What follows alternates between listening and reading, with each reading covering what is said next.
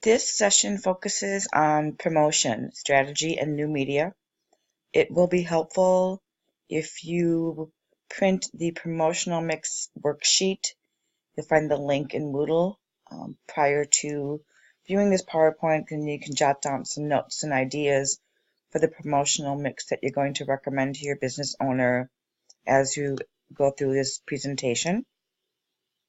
So we're going to cover integrated marketing communication, the role in marketing management, you as a marketing manager, elements of the promotion mix, and the advantages, disadvantages, and pros and cons of each of those elements. And we're going to connect communication models in IMC, or integrated marketing communication, to the challenges in promotional strategy development, and also understand your role as a marketing manager in developing the promotional strategy, and finally cover some key concepts of interactive communications. So IMC, or integrated marketing communication, is a strategic approach to communicating the brand and the company's message to targeted customers. And when we say targeted customers, we're talking about those target markets, or those market segments that you identified as those being the most viable for your company to achieve the objectives and the mission that was set forth. The way in which you communicate needs to be clear, concise, and consistent. We're going to talk a lot about consistency when we get to branding in 2 weeks, but also customizable. And because you need to customize it to the target market based upon the demographics and psychographics that we've discussed.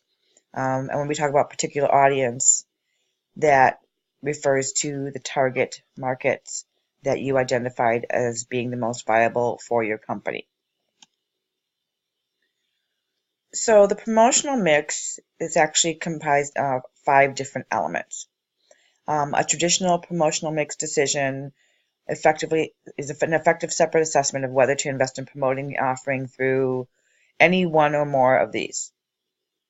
So bear in mind that the promotional mix that you select to recommend to your business does not need to contain all 5 of these. In fact, it'll probably be 2 to 3 of these elements of the promotional mix. So this is what integrated marketing communication plan looks like. So essentially, integrated marketing communication puts together a promotional mix plan that, again, integrates, that works together in a flow. Now, this chart shows all 5 promotional mix elements. Again, you won't use every single one of these. You will select those that will be the best for your business based upon a number of factors, including budget, which is extremely important.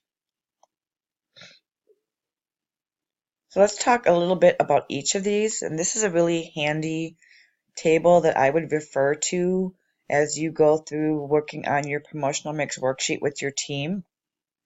Because the first is advertising, which is a paid form of, I guess, what's commonly relatively less personal marketing communication, and it's often through mass media to one or more target markets. So for example, media includes television, radio, magazines, newspaper, outdoor advertising like billboards. Those are components or examples of mass media. Sales promotion.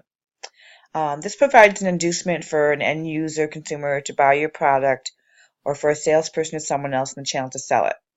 And sales promotion is designed to augment other forms of promotion. So, and it's rarely used alone.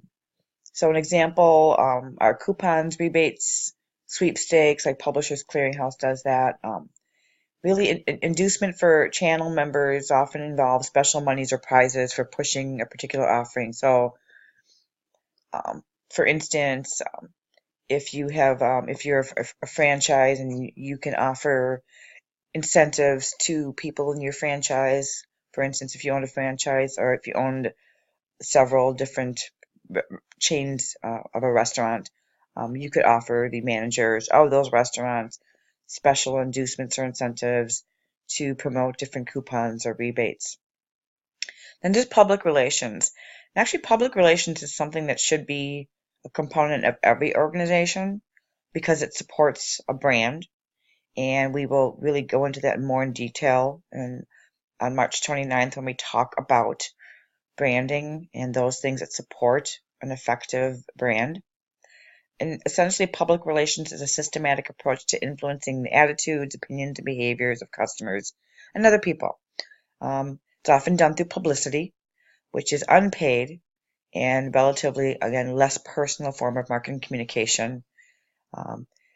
A public relations person, for instance, writes press releases, tries to get some sort of attention through news stories being published about them, mentions in magazines, or public events. Then there's personal selling. Personal selling is the most expensive form of the promotional mix, and it's really more often used in business to business environments, but it can be used in business to consumer environments at the beginning stages of a product just to get some initial brand awareness. And it's really one-to-one personal communication with the customer by a salesperson. The last is direct and interactive marketing. So direct marketing is an interactive marketing system. It uses one or more advertising media to affect a measurable response, personal communication with the customer by means other than a salesperson. So more often this involves receiving materials in the mail. For like instance, if you're familiar with Valpak, which is that blue envelope that comes in the mail once a month containing coupons and promotions. And then there's interactive marketing, which is internet-driven relationship between companies, their brands, and customers. So your website, using social media, for instance, also. The company's website is the most common interactive marketing tool, but also cell phones. So the increased use of mobile devices and tablets and laptops really have created a lot of other interesting interactive marketing opportunities. But I would, again, use this handy table. This is also in your book, in your textbook, your marketing management, because it will help you identify, by looking at the pros and cons of each type of the promotional mix, what might be the best component to recommend to your business to use.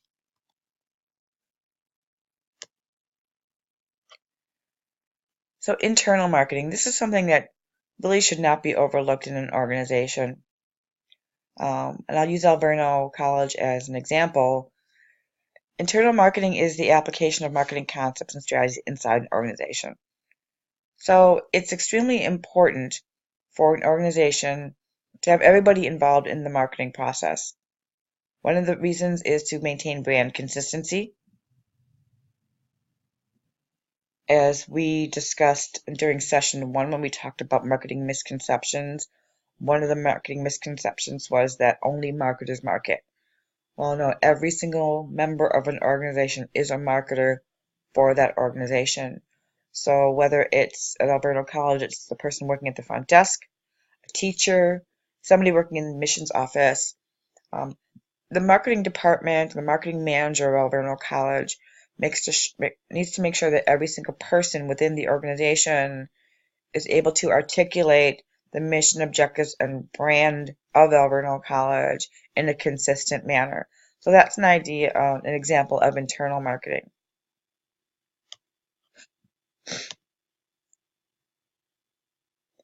So what you also need to understand is that when you're developing a marketing message, that buyers pass through a purchase decision very quickly in 3 steps. So there's a cognitive phase, which was where they learn about your product or service, the affective stage, which is when they develop a feeling, and then the behavioral stage, which is where the action phase, where they actually do something.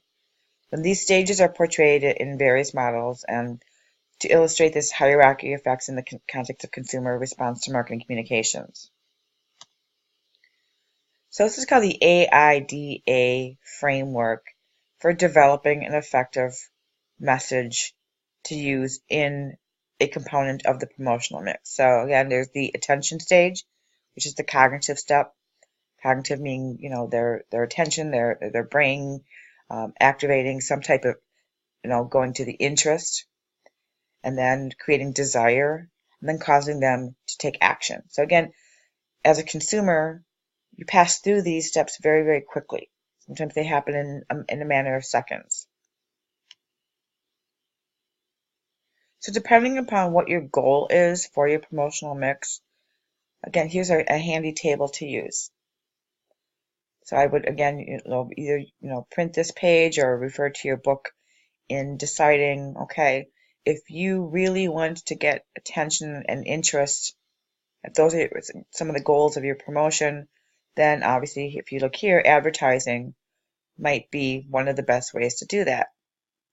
If your goal is really very much to incite desire and make them take action, then a sales promotion, coupons, rebates, guest rewards, things like that. And actually, personal selling and directed interactive marketing are generally appropriate for desire and action. So your role as a marketing manager and what you're going to be doing for purposes of this exercise and as a basis for Section 6 of the marketing plan, as well as Section 7 when you're going to recommend a timeline to your business for identifying a promotional mix, as well as establishing a budget for that promotional mix. So the first thing you're going to do with your team is, okay, identify your targets for promotion, which you've pretty much already done. You know the market segments that you're going to market to based upon demographics and psychographics. And then what are the goals for a promotion? What do you want to accomplish? Is it just to create brand awareness? Are you trying to incite sales? And then select a promotional mix. And then from there, develop the message. So once you've developed your unique selling proposition and value proposition that we talked about in last session, those are going to serve as the basis for the message that you're going to develop. And then actually select the media. So for instance, when you select the promotional mix, if advertising is part of that promotional mix, what media will you select within advertising? Is it a magazine? Is it a newspaper? Is it a radio ad? And then you're going to identify the budget. So based upon the media that you selected, what is your estimated budget to implement a promotional plan using the media that you selected? And finally, you're going to identify how are you going to measure the results. We're going to get to marketing metrics in a couple sessions, but the promotional mix and implementing a promotional mix cannot really be done effectively unless you develop some system of measuring what are the results or the impact, return on marketing investment, ROMI, which we're going to talk about in a couple sessions, of that promotional mix. So here's an example. You select advertising as an element of your promotional mix. You decide that you're going to advertise in a newspaper. That's the media you select. And then once you've run that advertisement, you need to establish some type of means of gauging, okay, how was this ad successful? How much sales did we get from this ad versus how much we spent on the ad? So that's how you determine return on marketing investment, or ROMI.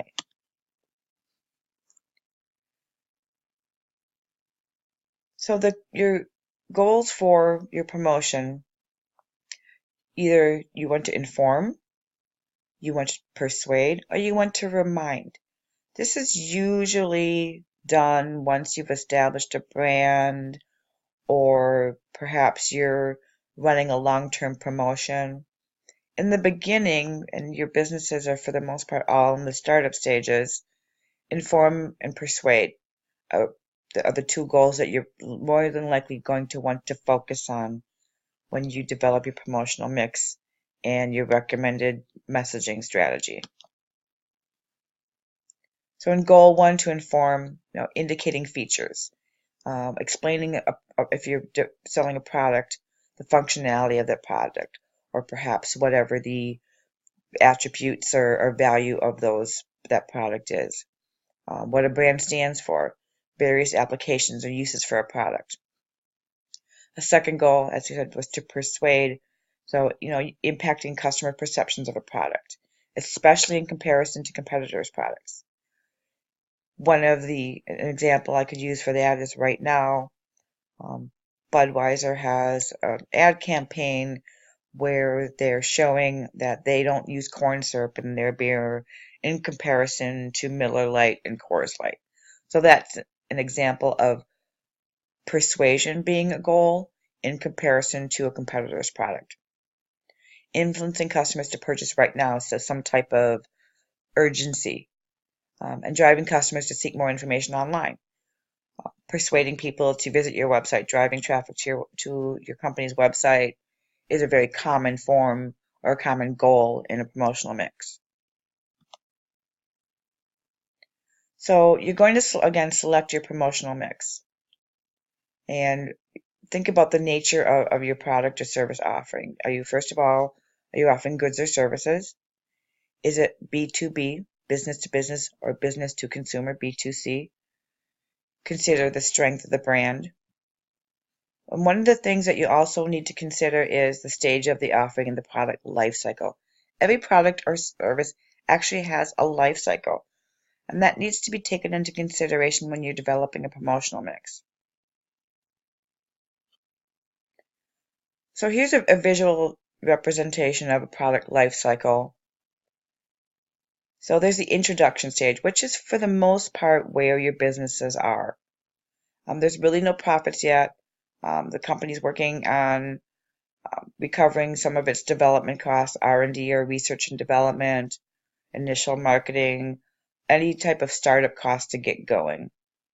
And the marketing plan or the marketing strategy you're forming is going to help them go from this introduction stage and pass through up into the growth stage, where they start to see profits and hopefully increase to a maturity stage. The maturity stage is when sales peak, when they're at their highest. And then the product or service goes through a decline stage where the market shrinks and sales start to fall. This happens for every business a different span of time.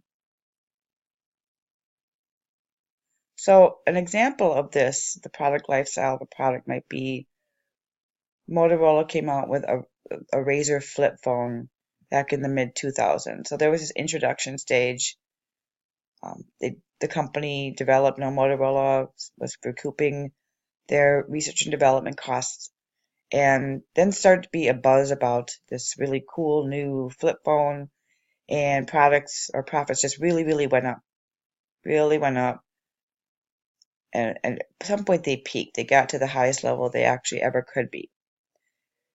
Now, since this is technology based, one of the reasons they peaked and started to shrink is because of technology. And other competitors, Apple is actually probably the biggest responsibility for the sales starting to the market shrinking and sales falling, because the Razr sales peaked, but then right around 2006, when the Motorola Razr peaked in sales, that's when the first iPhone was introduced.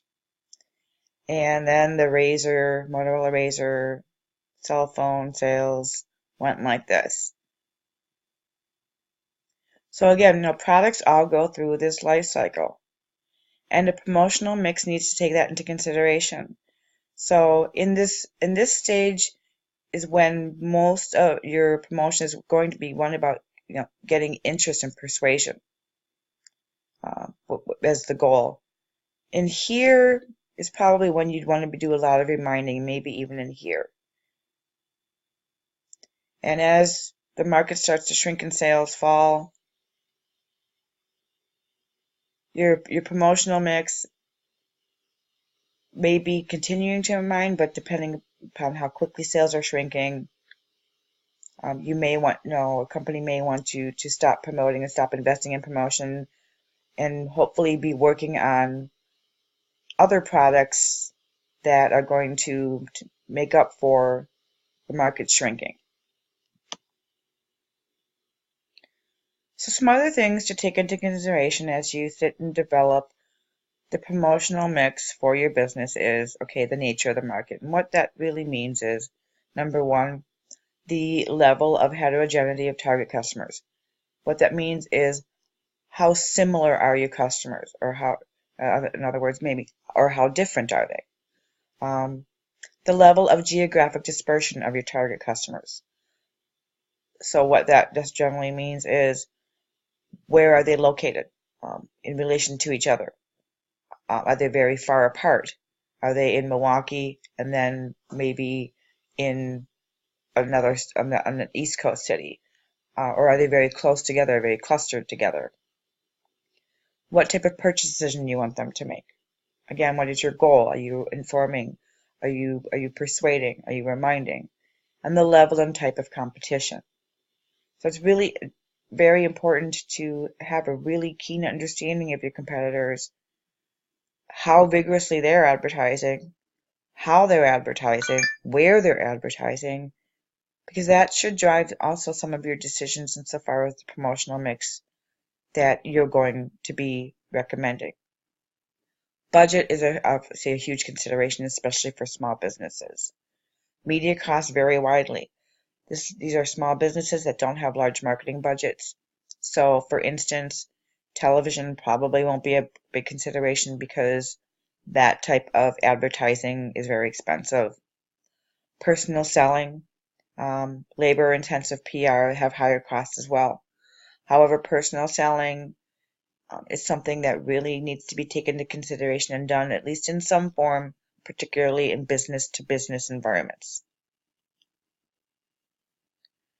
So you're going to develop or recommend a message that your business uses to make their promotional mix the most effective. And there are different appeals that you make to a consumer, depending upon your product or service. So there's a rational appeal. Then there's the emotional appeal. And then there's the moral appeal.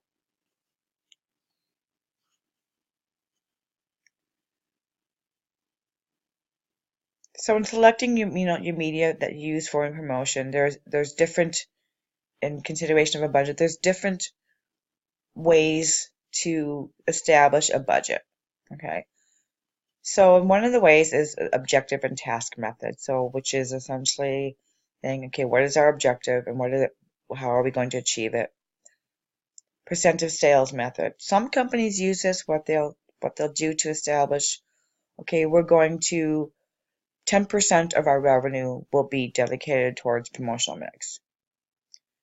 Comparative parity method, which is something that's not very often used. However, if in thinking about how you're going to decide to establish a budget, comparing methods of promotion that have previously been used with others is one of the ways, but for purposes of what you're going to be doing with your project and recommending to your business, you won't use this method. This is likely for small and startup businesses the method that they use, all you can afford.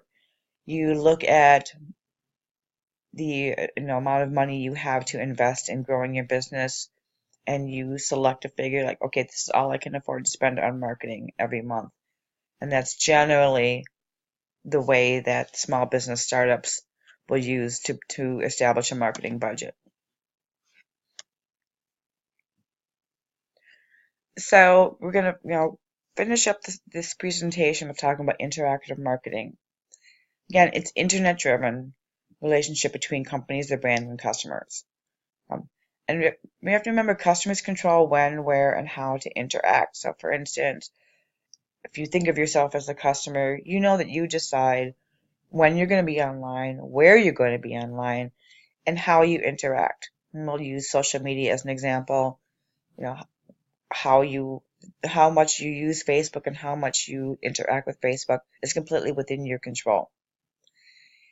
One of the challenges, though, is really difficult to classify as market or individual focused communication. It's very difficult to just create internet-driven advertising or internet-driven promotion and target or find out where a target consumer is going to be. And interactive marketing obviously is growing at a phenomenal rate, and it is the future of marketing communication. So when you're considering your web presence in making online communication decisions, these are some of the things that you need to take into consideration. So the context.